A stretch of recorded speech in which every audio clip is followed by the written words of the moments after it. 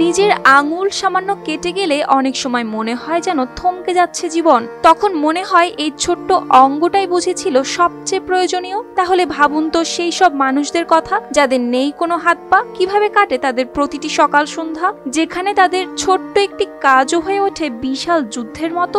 এমনই এক জীবন যুদ্ধের সৈনিক যশোরের মনিরামপুরের সাতনল খানপুর গ্রামের কিশোরী লিতুনজিরা।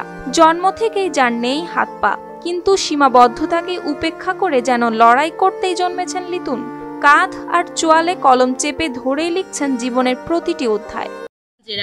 আমি এসএসসি পরীক্ষা 2025-এ বিজ্ঞান বিভাগ থেকে অংশগ্রহণ করেছিলাম। আমি আজ জিপিএ 5 পেয়েছি, তার জন্য আজ আমি খুবই আনন্দিত। আমার বাবা মা, আমার পাড়া প্রতিবেশী, আমার শিক্ষক শিক্ষিকা মণ্ডলী, আমার বন্ধু বান্ধব, এমনকি বাংলাদেশের সকল গণমাধ্যম কর্মীরা সবাই আমার পাশে ছিলেন, সবাই আমার জন্য দোয়া করেছেন। সাফল্যও ধরা দিয়েছে জীবনে। সম্প্রতি প্রকাশ পাওয়া এসএসসি পরীক্ষার বিজ্ঞান বিভাগ থেকে সব বিষয় পেয়েছেন জিপিএ 5।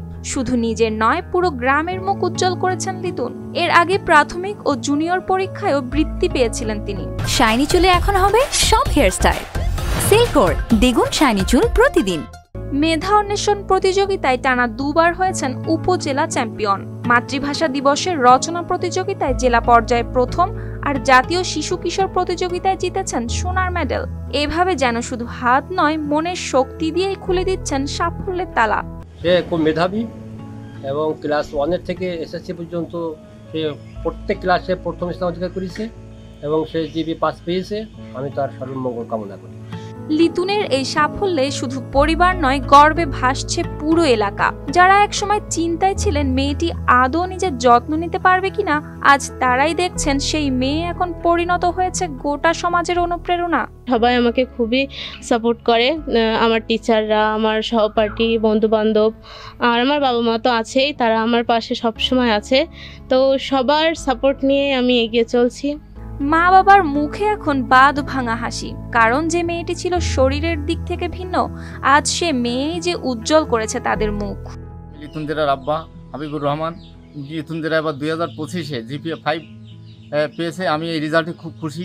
তার বিদ্যালয়ের শিক্ষক ও সহপাঠীরাও বলছেন লিতুন এখন শুধু একজন শিক্ষার্থী নয়, সে তাদের চোখে একটা আলাদা শক্তি, একটি জীবন্ত উদাহরণ।